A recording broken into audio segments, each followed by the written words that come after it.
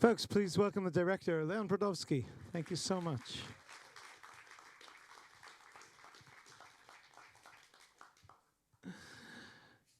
Thank you so much for really a wonderful film.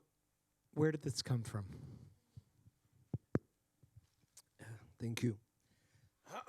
So it's a bit prosaic, actually.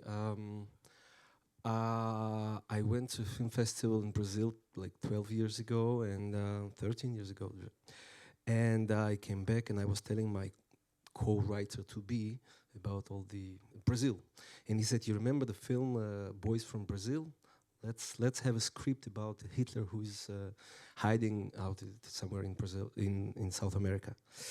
And so I didn't want to write about Hitler because it wasn't in my head. But we started thinking about not about Hitler, I was thinking about my grandmother. So I was thinking about Holocaust survivors. How would they think about Hitler? And then the idea of a Holocaust survivor who is demonizing his neighbor actually came out. So that's how I was. Fascinating. This film, first of all, I think it's beautifully told, and the relationships work so well, and yet it's also a very small film in many ways. Tell me a little bit about the production. Where did you shoot it? And then I'd love to also hear more about the casting of the two. Okay, so we shot in Poland, the first scene, and in Colombia. But we didn't speak about Colombia in the film because I don't know the culture of Colombia. So it was somewhere in Eastern Europe, somewhere in South America. We were looking for Spanish or Portuguese speaking country. So we went to Portugal, we went to Spain, we went to South America in different places, trying to find because in the script, all the angles, all the point of views of Polsky, they're very important. What he sees from the window, what he sees from his porch. So the scouters, they were looking everywhere for two houses like that, and they never found anything like that. So we were kind of stuck, and then the producer, he found some production company in Argentina who they work in Colombia as well, and they said, listen, in Colombia, we can build those houses, like in Hollywood. And because it's kind of cheap. So this is what we did. And the funny thing was that in Colombia, since about 20 years, they have some kind of film industry because of all the Netflix things that they shoot there. But it's still not that developed. So they didn't have anyone to build the house. So we had to take this just construction company that they built just houses. So they were very, very amazed. Why would we want to build two houses in a pastry like this, with the cows? And it wasn't logic. No electricity. no, sorry, there was some electricity, no running water. But they had to build it, so they learned that actually we're not going to live in the houses. But you could actually live in those houses. They're very, very cool houses. So they're still there? No. Just after that, I think during the Corona, so we finished shooting 1 week before the first lockdown. So actually I needed one shot that I was during the night I was editing in Paris where I live. And I was missing one shot. So I asked them to shoot it. It was very simple, just a shot of the photo camera in the window. And it was locked down, so they couldn't go. And so for 2 months and a half, I didn't know if we'll get the shot or not. And finally, they took down the houses. So we kind of had to special effects and to build the shot almost from the scratch. Fascinating. The film has a very unique tone, and of course, talking about a serious topic like the Holocaust, and turn into I call it a comedy. You kind of said a tragic comedy or a comedic tragedy, but how did you really find that tone that you felt was going to work to make this story kind of palatable for an audience? That was the most hard thing. This is the hardest thing that I had to do because basically I was editing, I was showing people, like it was lockdown, so I was sending like the rough cuts to people from the industry in different countries, and each time I was speaking to them, trying to analyze what works for them, and I was changing. So it was like about 50 rough cuts. It was crazy. It was like 1 year and a half of editing. And I think little by little we got there, but it was very, very complicated. Actually, I didn't imagine how complicated it would be during the shoot. Tell me about the actors. That's your two leads there. Where did you find them? How did they? Where are they from? So first of all, what was funny when we shot, when we were supposed to shoot the film, all the Israeli actors at that age, they were busy with a series that something about Stockholm syndrome. They were shooting in Israel, so we had to find outside of Israel. So we were looking in the States, in Europe. So David Heyman, he's a Scottish actor. I don't know if you noticed that, because most of the people, even British people, they think that he's Polish, but he's not Polish. He had to hide the R, the Scottish R. It was very, very complicated.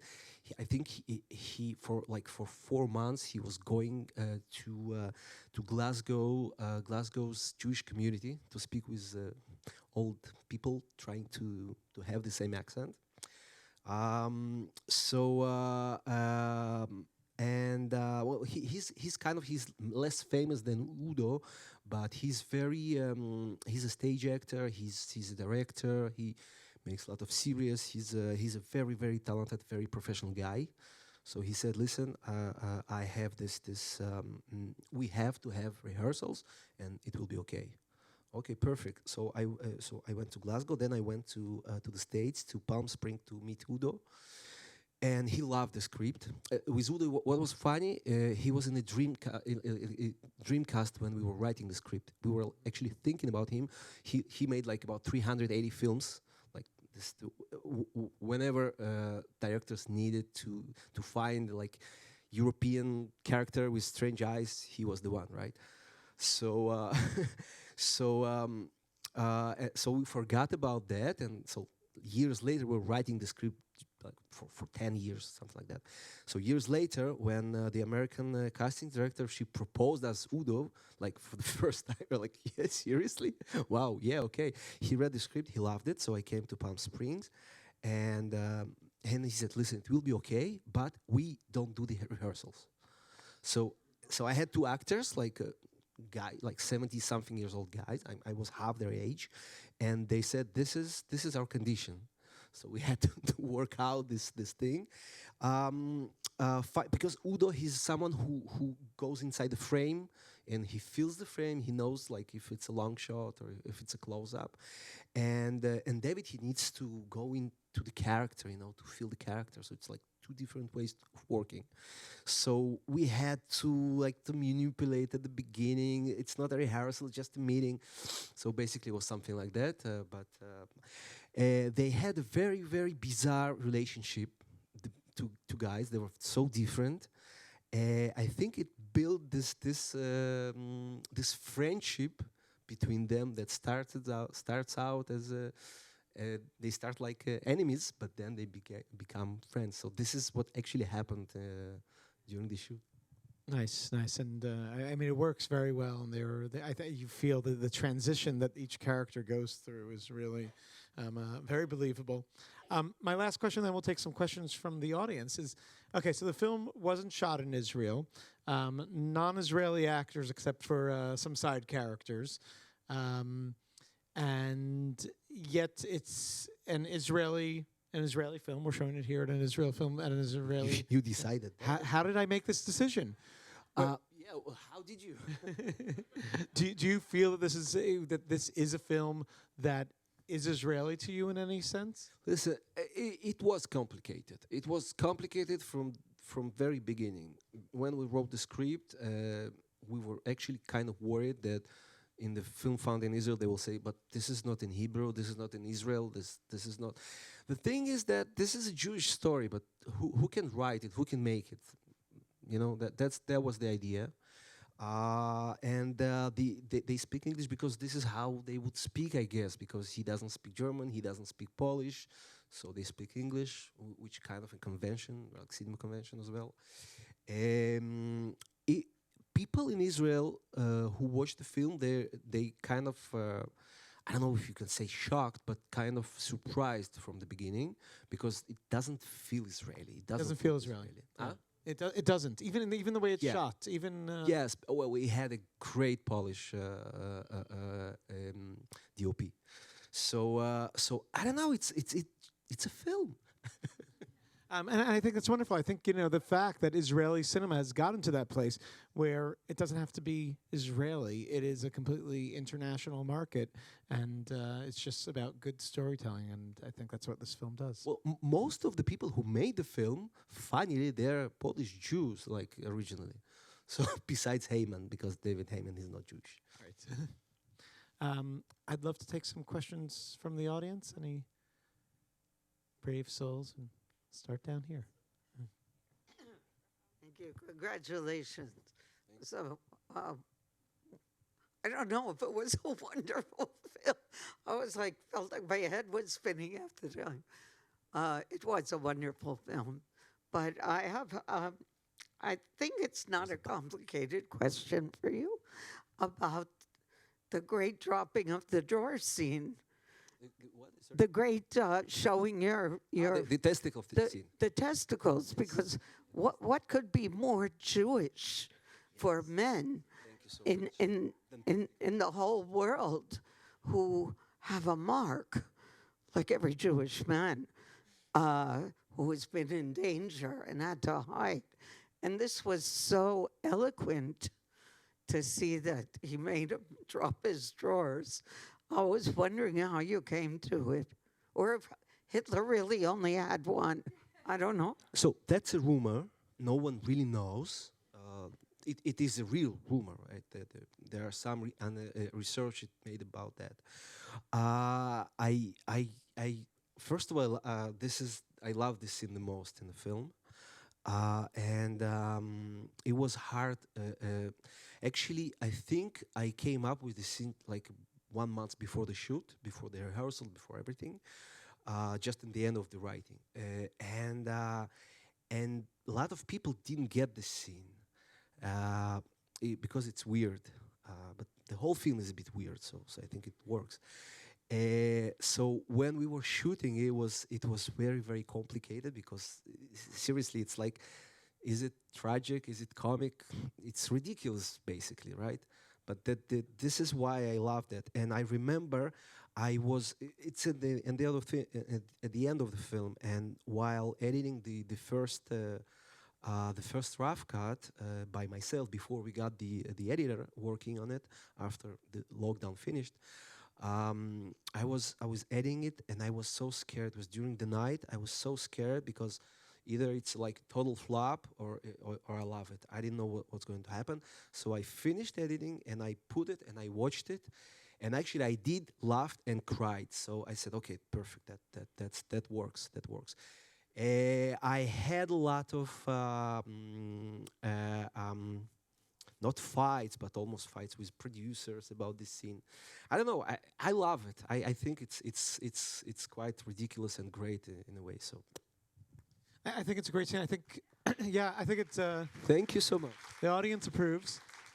It's not obvious. I mean, it's not obvious. But also, it's such an absurd moment, and obviously, it's in his absurdity. And for that to be that moment that allows him to, this is what's going to convince him that he's not Hitler. Yeah, that's when exactly. When actually, I mean, he was already convinced. He just needed that moment. Just the last thing. He's trying to hold the last hope for the tragedy. You know. Yeah. Yeah. I think it's a fabulous scene. I'm sorry. The idea is that he was saying that he was the Hitler double. Is that what it was?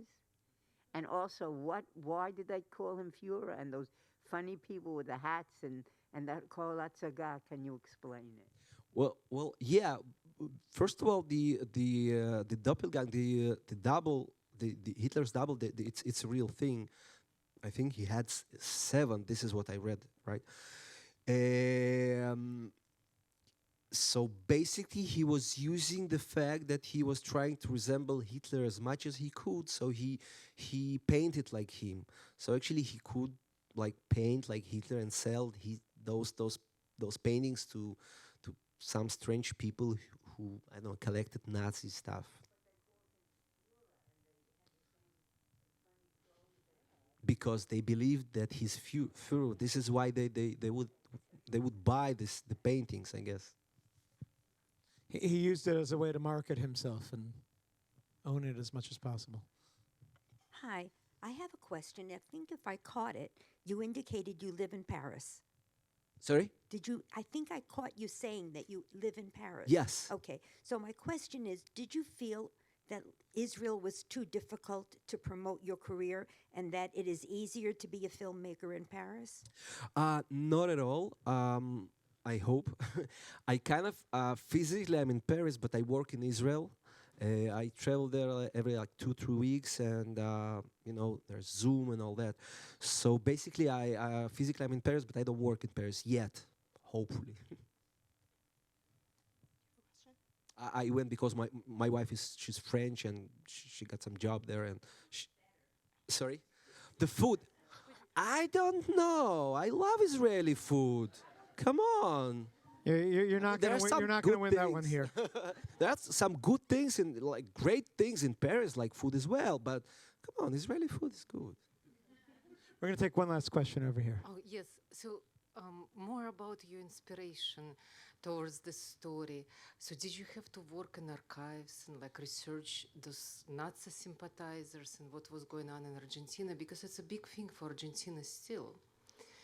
Did you have to travel there and look into South America and to research and get in touch with? Well, first of all, as I said, it's kind of like South America. It's nothing in particular, so I didn't have to go there. I just could imagine that, right? We read a lot of things. We met with a lot of historians, with Holocaust survivors.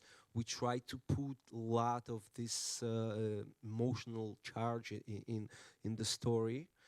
As I was saying before, as we were writing the script during like 10 years, so we were 30 something, and then we were 35, 37, 40 something. It's like different people wrote this like in different ages wrote the script, and during the whole we were trying to learn, and we read and we saw all the films possible about this topic.